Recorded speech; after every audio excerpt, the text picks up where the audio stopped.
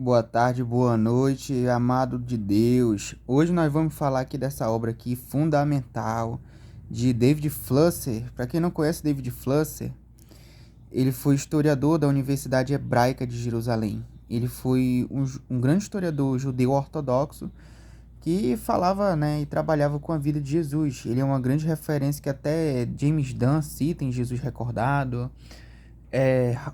Raymond Brown cita ele em A Morte do Messias, volume 1, volume 2. Eu recomendo muito essas obras também, que é uma das obras que eu também vou falar aqui, e eu recomendo muito, entendeu? Ele, apesar de ser judeu ortodoxo, ele tinha um grande respeito e uma grande profundidade da visão de Jesus, né? Logo na introdução ele vai falar que a visão dele de Jesus é bem conservadora, né? Só que essa visão conservadora dele é muito decorrente de ele ter estudado o judaísmo antigo, né? E perceber que Jesus ele se encaixa muito naquele contexto histórico.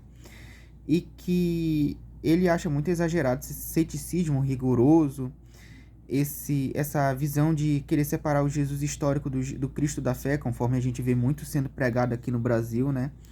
Enfim, eu recomendo muito esse livro, né? Mas hoje eu vou falar mais especificamente da questão da relação de filho de Deus, né? Muitos historiadores antigamente viam que Jesus ele não se via como filho de Deus. Eles defendiam essa tese. Jesus nunca teria se visto como filho de Deus, mas essa visão exaltada de Jesus seria um produto dos cristãos que escreveram os evangelhos e colocaram na boca de Jesus passagens em que ele se dizia ser filho de Deus, né?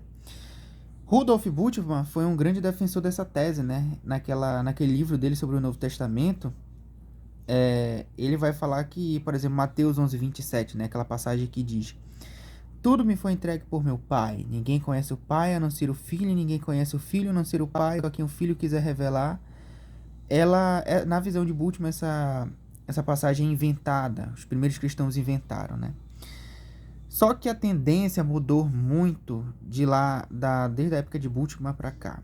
Por causa que uma coisa que foi estabelecida segundo Dale Ellison e Davis no volume 2 da obra do Evangelho de Mateus, que ele ainda infelizmente não foi traduzida para o Brasil, uma das coisas que está bem estabelecida a respeito desse dito que eu acabei de citar é o caráter judeu e a identidade judaica desse dito, por causa que é relevante que esse dito ele tem grandes características de língua aramaica, né, que é a língua original que o próprio Jesus histórico falava. Isso levou, por exemplo, Raymond Brown, em A Morte do Messias, volume 1, considerar esse dito como um aspecto histórico da vida de Jesus, né? E em outro livro dele, Brawley também fala, né? Um livro que depois eu vou colocar as referências aqui nas descrições, né? De tudo isso que eu tô falando. E as citações tudinho direitinho. Mas o Brawley vai falar o seguinte, que, né, na obra que ele escreveu, que é Introduction of the New Testament Christology, que ele vai trabalhar a cristologia do Novo Testamento. E na página 87, 88, se eu não estou bem enganado, ele vai falar que Mateus 11:27 tem grandes características de língua aramaica, de língua semítica, e pode muito bem refletir um dito original do próprio Jesus histórico. Um grande historiador vem analisando isso, e que esses ditos, essas passagens, mostram que é muito provável que Jesus se visse realmente como filho de Deus, né? É justamente isso que ele vai defender na obra dele. E mais para falar do David Flusser, né? Eu vou citar outras obras aqui, mas é mais nos comentários, tá bom? Então, vou focar hoje aqui mais no que Flusser vai dizer.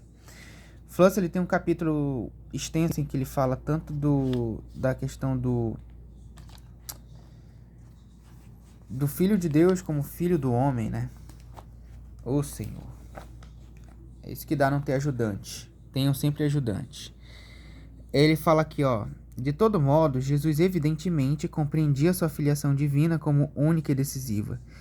Se Jesus era como filho de Deus, isto denotava mais do que meramente a filiação dos fazedores de milagres. Para ele, a filiação era também consequência de sua eleição por intermédio da voz celestial por ocasião de seu batismo. O que ele está querendo dizer aqui, ó? Ele está dizendo que, na época de Jesus, né, Havia alguns carismáticos, fazedores de milagres, que se diziam ser filhos de deuses, né? As pessoas achavam que eles eram filhos de Deus, né? Como Hanina Mendonça, Rony Mendonça e por aí vai. E eles todos eram da Galiléia, falavam aramaico e tudo mais. Só que Jesus, ele superava eles, porque Jesus ele chegava e falava: olha, eu sou o único revelador, eu sou o único filho de Deus, o único portador da revelação na qual o Pai me confiou, né? E isso é um caráter distintivo, né? E ele vai analisar aqui, ele vai na mesma visão que Joaquim Jeremias tinha, né? De que esse dito aqui não é uma criação cristológica, mas uma reflexão da relação de um pai com o filho, né? Joaquim Jeremias, que era um grande especialista de língua aramaica, ele vai falar que esse dito, Jesus, ele estava falando de uma questão mais genérica, num sentido mais cotidiano, né? Ele estava pegando a relação de um pai com o filho e aplicando nessa questão de mostrar que ele era o filho único de Deus, né? É isso aí. E ele fala também das descobertas dos manuscritos do Mar Morto, e que elas dão uma grande ênfase nessa passagem, né? Tem grandes características, o que mostra justamente que essa passagem está muito bem estabelecida no ambiente judaico, né? Olha aqui, ó. Esse livro é muito bom. David Fluss, ele vai comentar aqui, ó. Também na passagem do capítulo do Filho do Homem. Poderia Jesus ter compreendido a si mesmo desta maneira? Não nos esqueçamos de que ele sentia ser o eleito de Deus, seu servo, o único filho para o qual os mistérios do Pai Celestial estavam abertos. Este senso de dignidade sublime poderia ter levado finalmente a ousar dizer que seria revelado como Filho do Homem. No judaísmo, o Filho do Homem era frequentemente compreendido como o Mashiach, o Messias. Essa obra do Fluss, ele é muito boa. Ela é espetacular. Quem quer entender a relação rabínica do ensinamento de Jesus e dos judeus do seu tempo, eu recomendo muito esta obra, tanto para cristãos, quem não é cristão, quem é cristão ou quem está indeciso, enfim, para todos. E David Fluss foi até citado por Luiz Felipe Pondé, um grande filósofo ateu daqui do Brasil, né? Mais um ressalvo, um grande filósofo ateu e respeitoso, né? Com cristãos e com não cristãos e tudo mais, né? Como ele mesmo diz, um ateu não praticante, né? Enfim, é isso aí, galera. Foi muito bom estar com vocês. E é isso aí, tamo junto. E vai ter muito conteúdo bom e fresquinho aqui no canal sobre Jesus Histórico. Valeu!